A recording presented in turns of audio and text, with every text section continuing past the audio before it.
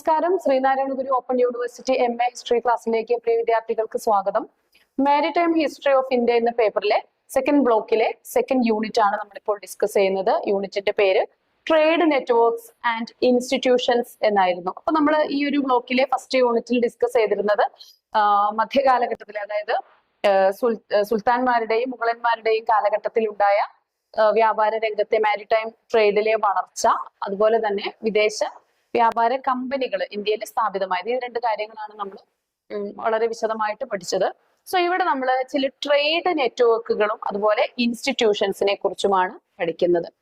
ഇപ്പോ മുഗൾ സാമ്രാജ്യ കാലഘട്ടത്തിൽ, അതായത് 1526 മുതൽ 1707 വരെയുള്ള ഒരു കാലഘട്ടം. ഈ 1707-ലല്ല യഥാർത്ഥത്തിൽ മുഗളന്മാരുടെ കാലഘട്ടം ഇന്ത്യയിൽ അവസാനിക്കുന്നത്.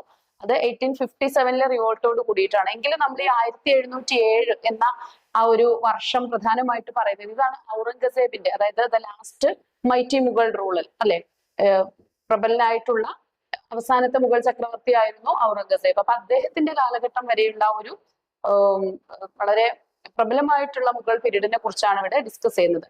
ഈ ഒരു കാലഘട്ടത്തിലെ ഇന്ത്യ ലോകത്തിലെ തന്നെ ഏറ്റവും സമ്പന്നമായിട്ടുള്ള വ്യാപാര രാജ്യങ്ങളിൽ ഒന്നായിരുന്നു. വളരെ ശക്തമായിട്ടുള്ള ഭരണ സംവിധാനം, വളരെ സുരക്ഷിതമായിട്ടുള്ള വ്യാപാര പാതകള്, വളരെ സ്ഥിരതയുള്ള ഒരു നാണയ വ്യവസ്ഥ, വികസിതമായിട്ടുള്ള തുറമുഖങ്ങള്, ഇതൊക്കെ വ്യാപാരത്തിന്റെ വളർച്ചയ്ക്ക് സഹായകമായിട്ടുള്ള ഘടകമായിരുന്നു.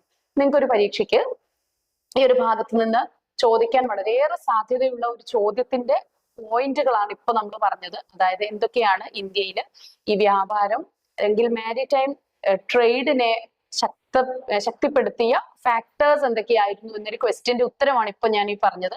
അതായത് ശക്തമായിട്ടുള്ള ഭരണ സംവിധാനം, സുരക്ഷിതമായ വ്യാപാര പാതകൾ, അതുപോലെ തന്നെ സ്ഥിരതയുള്ള നാണയ വ്യവസ്ഥ, വികസിതമായ തുറമുഖം, ഇതൊക്കെയാണ് ഈ ഒരു ഉത്തരം. ഇതിനെ ഒന്ന് വികസിപ്പിച്ചെഴുതിയാൽ നമുക്കൊരു എസ്സേ ആണ് അവിടെ ചോദിക്കാൻ സാധ്യതയുള്ള ഒരു എസ്സേ ആണ്. അപ്പൊ എന്തായാലും ഇന്ത്യയുടെ ആഭ്യന്തരവും വൈദേശികവുമായിട്ടുള്ള വ്യാപാരത്തെ ഈ ഒരു കാലഘട്ടത്തില് മുഗൾ ഭരണം ശക്തിപ്പെടുത്തുകയുണ്ടായി. അന്ന് വികസിച്ച ഒരു ഇൻലാൻഡ് ട്രേഡ് നെറ്റ്വർക്കിനെ കുറിച്ചാണ് നമ്മൾ ഇനി ഡിസ്കസ് ചെയ്യുന്നത്. മുഗൾ സാമ്രാജ്യത്തിന്റെ വിവിധ പ്രവിശ്യകളെ റോഡുകളുടെയും നദികളുടെയും സഹായത്തോടെ ബന്ധിപ്പിക്കാൻ അന്നത്തെ ഭരണാധികാരികൾക്ക് സാധിച്ചിട്ടുണ്ട്. പ്രധാനപ്പെട്ട വ്യാപാര പാതകളുണ്ട്. അതായത് ആഗ്ര, ഡൽഹി, ലാഹോർ, ആഗ്ര, സൂററ്റ്, ആഗ്ര, പാറ്റ്ന, ബംഗാള്, അതുപോലെ ഡൽഹി, കാബൂള്. അപ്പൊ ഇന്ന് നമുക്കറിയാം സുവർണ ചതുഷ്കോണം എന്ന് പറഞ്ഞിട്ട് നമ്മൾ റോഡ് ശൃംഖല ഇന്ത്യയിൽ അടയാളപ്പെടുത്തുന്ന ഒരു സുവർണ ചതുഷ്കോണം എന്ന് നമ്മൾ പറയാറുണ്ട് അല്ലെ. പ്രധാനപ്പെട്ട 4 ഡൽഹി, കൽക്കത്ത, ചെന്നൈ ഒക്കെ ഉൾപ്പെടുന്ന പ്രധാനപ്പെട്ട വ്യാപാര നഗരങ്ങളുടെ, മുംബൈ അല്ലെ ഉൾപ്പെടുന്ന പ്രധാനപ്പെട്ട ഒരു സുവർണ ചതുഷ്കോണം എന്ന് പറയുന്നത്. അതിന്റെ ഒരു ആദിമ രൂപം നമുക്ക് ഇതിൽ നിന്ന് വായിച്ചെടുക്കാനായിട്ട് സാധിക്കും. ഡെക്കാൻ പ്രദേശങ്ങളിലേക്കുള്ള പ്രധാനപ്പെട്ട കരപാതകളായിരുന്നു ഇവ. ഇനി ഗതാഗതം എന്ന് പറയുന്നത് കളവണ്ടികളും ഒട്ടകങ്ങളും കുതിരകളും ഒക്കെയാണ് സാർത്ഥവാഹക സംഘങ്ങൾ ഇങ്ങനെ പോയിരുന്നത്. അതുപോലെ തന്നെ വഞ്ചികള് ഒക്കെ വഴി സമുദ്രം അല്ലെങ്കിൽ നദികള് വഴിയൊക്കെ ജലമാർഗത്തിലൂടെയൊക്കെ കച്ചവടം നടത്തിയിരുന്നു. അന്നത്തെ പ്രധാനപ്പെട്ട വ്യാപാര കേന്ദ്രം ആഗ്ര, ഡൽഹി, ലാഹോർ, പാറ്റ്ന, അഹമ്മദാബാദ് ഒക്കെ ആയിരുന്നു പ്രധാനപ്പെട്ട വ്യാപാര പട്ടണങ്ങൾ. ഇനി സമുദ്ര വ്യാപാര ശൃംഖല, അതായത് മാരിടൈം ട്രേഡ് നെറ്റ്വർക്കിനെ കുറിച്ചാണ്. മുഗൾ കാലത്ത് ഇന്ത്യൻ മഹാസമുദ്രം വളരെ സജീവമായിട്ടുള്ള വ്യാപാര കേന്ദ്രമായിരുന്നു. അപ്പൊ ഇന്ത്യയുടെ പടിഞ്ഞാറൻ കിഴക്കൻ തീരങ്ങളില് തുറമുഖങ്ങള് വളരെ ലോക പ്രശസ്തമായിട്ടുള്ള തുറമുഖങ്ങളായിരുന്നു. സൂററ്റ്, മുഗൾ സാമ്രാജ്യത്തിലെ ഏറ്റവും വലിയ തുറമുഖമായിരുന്നു സൂററ്റ്.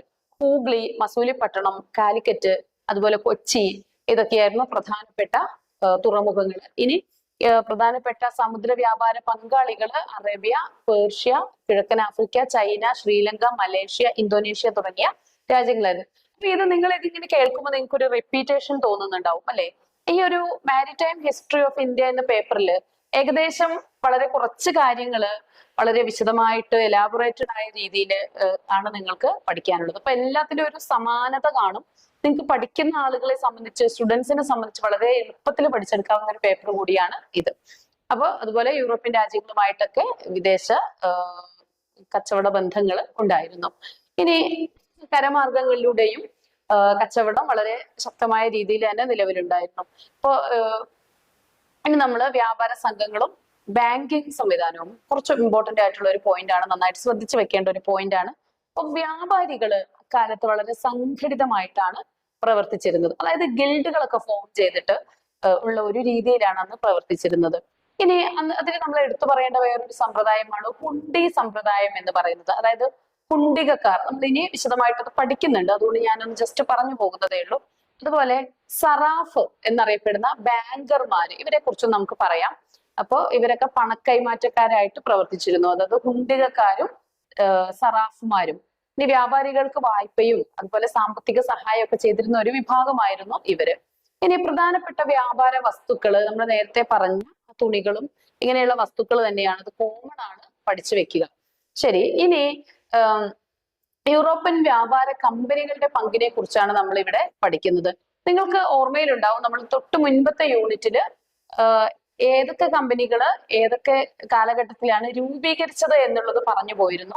ഇനി നമ്മൾ അതിനെ കുറച്ചുകൂടി വിശദമായിട്ട് ഇവിടെ പരിചയപ്പെടാൻ പോവുകയാണ്. അപ്പൊ ഇത്തരം കമ്പനികളൊക്കെ രൂപീകരിക്കുന്നത് മുഗളന്മാരുടെ കാലഘട്ടത്തിലായിരുന്നു. അപ്പൊ നമ്മൾ കഴിഞ്ഞ യൂണിറ്റില് മുഗളന്മാരെ കുറിച്ച് പറഞ്ഞപ്പോൾ നമ്മൾ ജസ്റ്റ് പറഞ്ഞു പോയിട്ടുണ്ട് ആ വ്യാപാര കമ്പനികളെ കുറിച്ച്. നമ്മൾ ആ കമ്പനികളെ ഒന്ന് വിശദമായിട്ട് നമുക്ക് പരിചയപ്പെടാം. English east India company, Dutch east India company, Portuguese വ്യാപാരം, അതുപോലെ തന്നെ French east India company, Danish east India company. ഇത്രയാണ് ആ ഒരു കമ്പനികൾ നമ്മൾ ഓൾറെഡി പരിചയപ്പെട്ടു കഴിഞ്ഞു. ഇനി ഇന്ത്യ ഈ കമ്പനികളൊക്കെ വഴി ലോകത്തെ പ്രധാനപ്പെട്ട ഒരു പ്രമുഖമായിട്ടുള്ള ഒരു വ്യാപാര കേന്ദ്രമായി മാറി. ഇത് നഗരങ്ങളുടെ വളർച്ചയ്ക്ക് കാരണമായിട്ടുണ്ട്. കരകൗശല വ്യവസായങ്ങൾ വികസിച്ചു. അതുപോലെ തന്നെ കർഷക ഉൽപ്പന്നങ്ങൾക്കൊക്കെ വിദേശ വിപണിയൊക്കെ ലഭിക്കുന്നത് ഇത്തരം കമ്പനികൾ വഴി ആയിരുന്നു. ഇനി നമ്മൾ വീണ്ടും മറ്റേ പോയിന്റിലേക്ക് വരാതെ ഹുണ്ടി അഥവാ ഹുണ്ടികക്കാർ എന്നറിയപ്പെടുന്ന ആ വിഭാഗത്തെ കുറിച്ച് കുറച്ച് ഡീറ്റെയിൽ ആയിട്ട് നമുക്ക് ഈ ഒരു യൂണിറ്റില് പഠിക്കാനായിട്ടുണ്ട്. അപ്പൊ ഹുണ്ടി എന്നത് പുരാതന ഇന്ത്യയിലും അതുപോലെ മധ്യകാല ഇന്ത്യയിലും ഒക്കെ വ്യാപകമായിട്ട് ഉപയോഗിച്ചിരുന്ന ഒരു ഫിനാൻഷ്യൽ ഇൻസ്ട്രുമെന്റ് ആയിരുന്നു. അതായത് ഒരു ധനകാര്യ രേഖ എന്നൊക്കെ പറയാം, അഥവാ ഒരു ബിൽ ഓഫ് എക്സ്ചേഞ്ച് ആയിരുന്നു ഇത്. വ്യാപാരം പണം നേരിട്ട് കൊണ്ടുപോകാതെ സുരക്ഷിതമായിട്ട് പണമിടപാട് നടത്താൻ വേണ്ടിയിട്ട് ഈ ഹുണ്ടികക്കാര് ഹെൽപ്പ് ചെയ്തിരുന്നു. മുഗൾ വ്യാപാര കാലഘട്ടത്തില് ആഭ്യന്തര വൈദേശിക വ്യാപാരത്തിന്റെ വളർച്ചയ്ക്ക് ഹുണ്ടികൾക്ക് അല്ലെങ്കിൽ ഹുണ്ടികക്കാർക്ക് വലിയ സ്ഥാനമുണ്ടായിരുന്നു. അതായത് ഈ വലിയ സാർത്ഥവാഹക സംഘങ്ങൾ ഈ പണവും കൊണ്ട് പോകുന്നതിന്റെ പ്രയാസം ഒഴിവാക്കുന്നതിന് വേണ്ടിയിട്ട് ഇവരൊരു പണം എക്സ്ചേഞ്ച് ചെയ്യുന്നതിന്റെ ഒരു മീഡിയേറ്റേഴ്സ് ആയിട്ട് പ്രവർത്തിച്ചിരുന്നു. ഇതേ കൂടാതെ തന്നെ ഇവര് പണം വായ്പ കൊടുക്കുന്ന ഒരു ഇടപാടൊക്കെ ഉണ്ടായിരുന്നു ഈ ഹുണ്ടികക്കാർ. അത് പിന്നീട് അതിന്റെ ചില തിക്തഫലങ്ങളൊക്കെ ചരിത്രത്തിൽ പല വിപ്ലവങ്ങൾക്കും ചില റൈറ്റ്സിനൊക്കെ കാരണമായിട്ടുണ്ട്. ഇനി ഈ ഹുണ്ടിയുടെ നിർവചനം എന്ന് പറയുന്നത് ഒരു വ്യക്തി അല്ലെങ്കിൽ ഒരു വ്യാപാരി മറ്റൊരാൾക്ക് നിശ്ചിത തുക നൽകാമെന്ന് നിർദ്ദേശിക്കുന്ന ഒരു രേഖ. അതായത് ഒരു ബില്ല് അല്ലെങ്കിൽ ഒരു സർട്ടിഫിക്കറ്റ് അല്ലെ, നമുക്ക് ആ സർട്ടിഫിക്കറ്റ് ഒരു ഉറപ്പ് ആണ്, ഒരു ധനകാര്യ രേഖയായിട്ട് സൂക്ഷിക്കാവുന്ന ഒരു ഉറപ്പ് രേഖയാണ് അത്.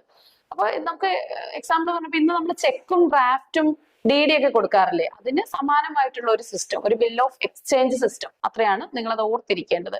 ഇനി ഹുണ്ടിയുടെ ഒരു സവിശേഷത എന്ന് പറഞ്ഞാല് ഒരുപാട് പോസിറ്റീവ്സ് ഉള്ള ഒരു കാര്യമായിരുന്നു കേട്ടോ ഈ ഹുണ്ടി. അതായത് പണം വളരെ സുരക്ഷിതമായിട്ട് എക്സ്ചേഞ്ച് ചെയ്യാനായിട്ട് ഈ ഹുണ്ടികൾ സഹായിച്ചിട്ടുണ്ട്. അതുപോലെ തന്നെ ഇത് ദീർഘദൂര വ്യാപാരം എളുപ്പമായിട്ടുണ്ട്. ഈ പണം ഇങ്ങനെ കൊണ്ടുപോവേണ്ടതില്ല, പകരം എന്താണ് അവരുടെ ആ ഒരു ബില്ല് അല്ലെങ്കിൽ ഒരു നമ്മളൊരു ചെക്ക് കൊണ്ടുപോകുന്നതിന്, ഇപ്പൊ നമ്മളൊരു വലിയൊരു എമൗണ്ട് പണം കൊണ്ടുപോകുന്നതിന് പകരം ഒരു ഒറ്റ ലീഫ് ചെക്ക് കൊണ്ടുപോകുന്നതിന് വളരെ ഈസി അല്ലേ. ആ ഒരു രീതിയിൽ നിങ്ങളത് ഓർത്തു വെക്കുക. അപ്പൊ ഇങ്ങനെ പോകുമ്പോൾ തന്നെ ഈ കള്ളന്മാരുടെ ഒക്കെ ആക്രമണമൊക്കെ കുറയ്ക്കാനായിട്ട് അന്നിങ്ങനെ വളരെ പരിമിതമായിട്ടുള്ള വാഹന സൗകര്യങ്ങളല്ലേ ഉള്ളൂ. പ്രിമിറ്റീവ് ആയിട്ടുള്ള വാഹനങ്ങളാണല്ലോ കുതിരയും കാളവണ്ടിയും ഒട്ടകവും ഒക്കെയാണ്. അപ്പൊ ഇങ്ങനെ പോകുമ്പോൾ കള്ളന്മാരുടെ ആക്രമണം വലിയൊരു ഭീഷണിയായിരുന്നു. അപ്പൊ അതിനൊക്കെ ഒരു പരിധി വരെയൊക്കെ ഇത് സഹായകമായിരുന്നു. അതുപോലെ വ്യാപാരികൾക്ക് ഈ വായ്പ ലഭിക്കാനും ഇത് സഹായകമായിരുന്നു. ഹുണ്ടികക്കാർ വഴി വായ്പയും ലഭിച്ചിരുന്നു. അപ്പൊ രാജ്യത്തിന്റെ വിവിധ ഭാഗങ്ങളില് പണമിടപാടുകൾ സുഗമമാക്കാൻ ഹുണ്ടികക്കാര് സഹായിച്ചിട്ടുണ്ട്. ഇനി ഇതിന്റെ ഒരു പ്രവർത്തന രീതി എന്ന് പറയുമ്പോൾ ഒരു വ്യാപാരി ഒരു നഗരത്തില് പണം നിക്ഷേപിക്കും. അപ്പൊ അതിന് പകരമായിട്ട് ഹുണ്ടി എന്ന ഒരു രേഖ ഇതിന് ലഭിക്കും. നമ്മൾ പണം നിക്ഷേപിക്കുന്നു, അതിനൊരു രേഖ ലഭിക്കുന്നു. ഇനി മറ്റൊരു നഗരത്തിലെ ബാങ്കർ, നമ്മൾ നേരത്തെ ഒരു പേര് പഠിച്ചല്ലോ, സറാഫ് എന്ന് പഠിച്ചു അല്ലെ. ആ സറാഫ് എന്ന് പറഞ്ഞാൽ ആരാണ്? ബാങ്കറാണ്. അപ്പൊ മറ്റൊരു നഗരത്തിലെ ബാങ്കർ ആ രേഖ പരിശോധിച്ചിട്ട് ആ നിശ്ചിത തുക നൽകുന്നു. ഇതാണ് ഈ ഹുണ്ടി സിസ്റ്റം.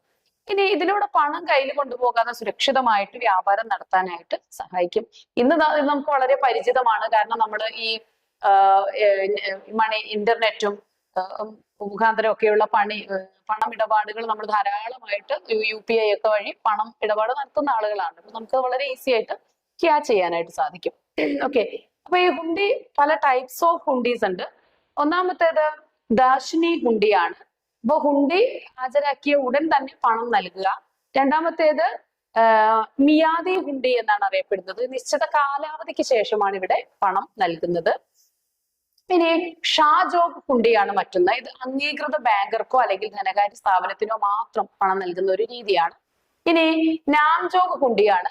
അതായത് രേഖയിൽ നേരിട്ട് പേരുള്ള വ്യക്തിക്ക് നേരിട്ട് മാത്രം, അതായത് ആരുടെ പേരിലാണോ ചെക്ക് എഴുതിയിട്ടുള്ളത് ആ വ്യക്തി തന്നെ നേരിട്ട് പോയിട്ട് ഹാജരായാലേ ഈ പണം കൈപ്പറ്റാനായിട്ട് സാധിക്കും. ഇനി മറ്റൊന്ന് ധനിജോഗ് ഹുണ്ടിയാണ്. ഇത് രേഖ കൈവശമുള്ള വ്യക്തിക്ക് പണം ലഭിക്കും. അതായത് ആരാണോ ഈ ചെക്ക് കൊണ്ട് പോകുന്നത് അയാൾക്ക് പണം കിട്ടും. അപ്പൊ അത് ഇങ്ങനെയാണ് ഈ ഒരു രീതി. ഇനി ഇവരുടെ ഒരു പ്രാധാന്യം, ഈ മുഗൾ കാലഘട്ടത്തിലെ ഹുണ്ടിയുടെ ഒരു ഇമ്പോർട്ടൻസ് എന്ന് വെച്ചാൽ അത് ആഭ്യന്തര വ്യാപാരം ശക്തിപ്പെടാനൊക്കെ വളരെയേറെ സഹായിച്ചിട്ടുണ്ട്. വിദേശ വ്യാപാരവും സുഗമമാക്കി, വ്യാപാരികളുടെ വിശ്വാസം വർദ്ധിപ്പിച്ചു. പിന്നെ ഇതൊരു വളരെ ഉയർന്ന ഒരു സാമ്പത്തിക ഇടപാടാണ് അല്ലെ, കുറച്ച് ഹയർ ഓർഡർ സാമ്പത്തിക ഇടപാടായിരുന്നു ഇത്. ഇപ്പൊ ഇന്ത്യയിലെ വ്യാപാര കേന്ദ്രങ്ങളെ സാമ്പത്തികമായിട്ട് പരസ്പരം ലിങ്ക് ചെയ്യുന്ന ഒരു കാര്യം കൂടിയായിരുന്നു ഈ ഹുണ്ടികൾ എന്ന് പറയുന്നത്. ഇനി സറാഫുമാരെന്ന് പറഞ്ഞാൽ എന്താണ്? ആ പണം കൈമാറ്റം ചെയ്യുന്ന ബാങ്കർമാരാണ്. അപ്പൊ ഇവര് നാണയ കൈമാറ്റോ അതുപോലെ വായ്പ, നിക്ഷേപം തുടങ്ങിയ ബാങ്കിങ് സേവനങ്ങളൊക്കെ നൽകിയിരുന്നു. അപ്പോ ഇത്രയാണ് നമുക്ക് ഈ ഒരു യൂണിറ്റിൽ പഠിക്കാനുള്ളത്. വളരെ ഇമ്പോർട്ടന്റ് ആയിട്ടുള്ള ഒരു യൂണിറ്റ് ആണ്. കമ്പാരിറ്റീവ്ലി നിങ്ങൾക്ക് ചോദ്യങ്ങളൊക്കെ അധികമായിട്ട് ചോദിക്കാൻ സാധ്യതയുള്ള കുറച്ച് പോയിന്റ്സ് ഒക്കെ ഇന്ന് പഠിച്ചു വെക്കാനും കൂടിയുള്ള ഒരു യൂണിറ്റ് ആണ്. നന്നായിട്ട് പഠിക്കുക. Thank you.